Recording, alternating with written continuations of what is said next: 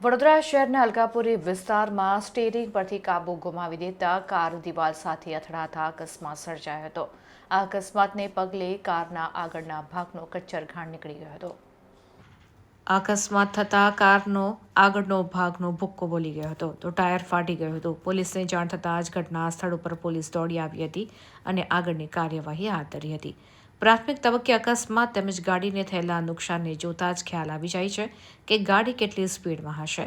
Car ચાલકે over સ્પીડમાં car હંકારતા વખતે સ્ટીરિંગ પરથી કાબુ ગુમાવી દેતા કાર દિવાલ સાથે અથડાઈ હતી.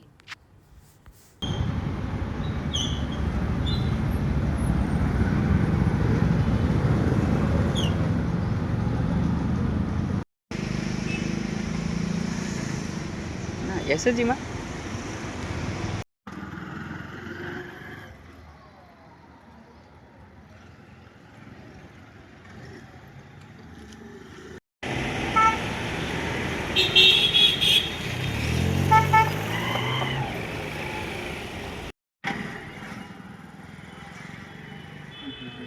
સ્પોટ બનાવીને નીકળ્યું હતા એવું કરો હા હા ઓકે.